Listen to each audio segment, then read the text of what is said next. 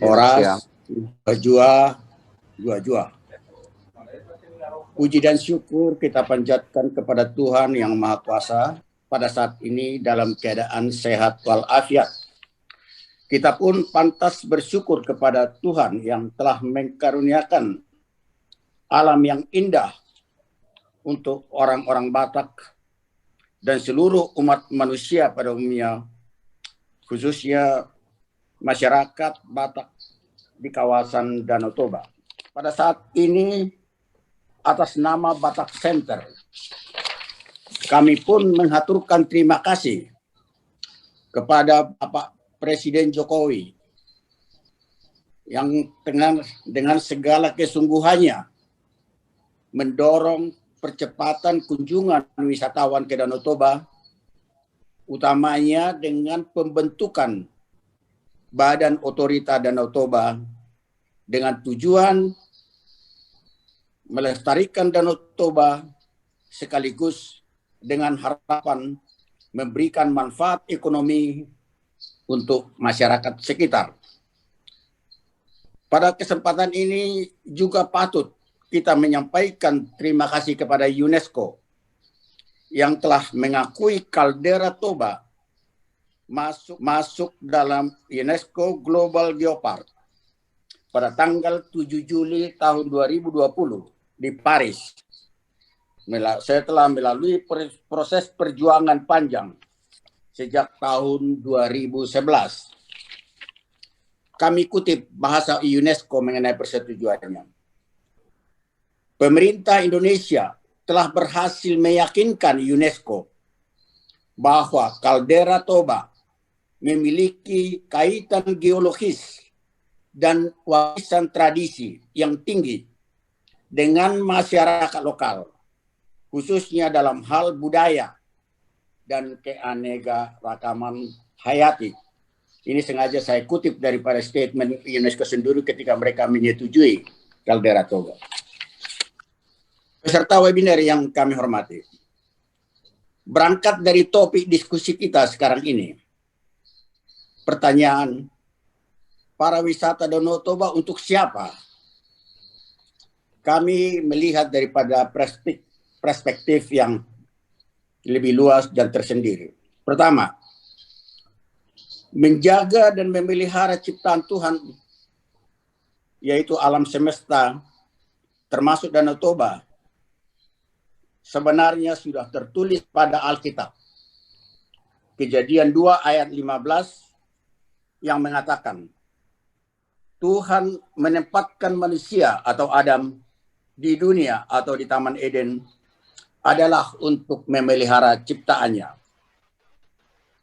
Kemudian dari itu, agar umat manusia dapat memanfaatkan segala keajaiban daripada yang ciptaan Tuhan tersebut. Ciptaan Tuhan Danau Toba adalah berkat bagi masyarakat sekitar.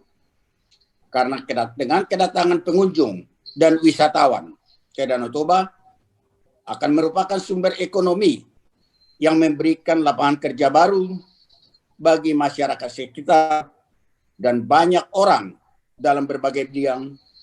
Bahkan pemerintah daerah dan pemerintah pusat pun akan mendapatkan manfaat. Kembali kepada masalah kelestarian Danau Toba. Sesungguhnya merupakan tanggung jawab masyarakat sekitar dan pemerintah karena dengan atas lingkungan yang lestari, maka pemanfaatan Danau Toba secara berkesinambungan adalah menjadi berkat bagi masyarakat sekitar. Apalagi secara khusus di sini kami perlu jelaskan, setelah UNESCO memberikan pengakuan daripada UNESCO mengenai kaldera Toba, tanggung jawab kita adalah semakin besar. Dan sekaligus dalam hal ini adalah kita melaksanakan perintah Alkitab Kejadian 2 ayat 15 tadi. Kejadian yang tadi. Dapat kami tambahkan bahwa kawasan yang dimaksudkan dengan kawasan Danau Toba yang lestari adalah dari sisi kecukupan air danau.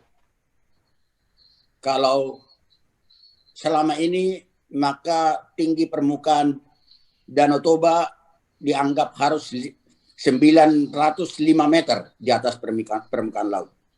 Yang kedua, kawasan Danau Toba yang hijau dengan pepohonan yang indah sekitarnya, serta asri.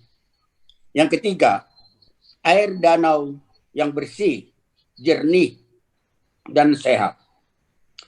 Kembali mengenai pelestarian Danau Toba adalah memerlukan kerjasama dan sinergitas seluruh stakeholder masyarakat, bahkan pengusaha, pemerintah daerah. Dalam hubungannya dengan masyarakat, perlu dilibatkan atau diajak tokoh-tokoh masyarakat, tokoh adat, tokoh-tokoh di bidang keagamaan. Tokoh-tokoh agama sangat perlu kita libatkan karena kepercayaan kita tadi yang mengatakan dihubungkan dengan kejadian 2 ayat 15 tersebut, ada alasan kita untuk mengajak agar tokoh agama itu betul-betul ikut serta memperhatikan pelestarian Danau Toba itu. Karena dengan ketakutan kita untuk melawan apa yang tertulis daripada perintah Allah itu, kita berharap upaya mengajak masyarakat memelihara kelestarian dapat berhasil secara maksimal. Adapun manfaat ekonomi untuk masyarakat kawasan dan pengembangan pariwisata ke Danau Toba sangat diperlukan sinergitas antara Pemda dan masyarakat sekitar. Karena dalam pengalaman pariwisata ke Danau Toba ada kesan Pemda-Pemda setempat jalan sendiri, sehingga masalah sinergis dan koordinasi sangat kurang memuaskan. Kita menyadari bahwa apa yang kita diskusikan pada saat ini tidak lebih daripada melahirkan pemikiran untuk mendorong pariwisata ke Danau Toba, sekaligus untuk melestarikannya. Bahkan Nomensen sendiri pernah mengatakan bahwa Danau Toba adalah karunia untuk orang Batak. Oleh karena itu, tanggung jawab orang Batak adalah memelihara keabadiannya. Selanjutnya kita harapkan apa yang menjadi hasil daripada gagasan kita pada saat ini dapat bermanfaat.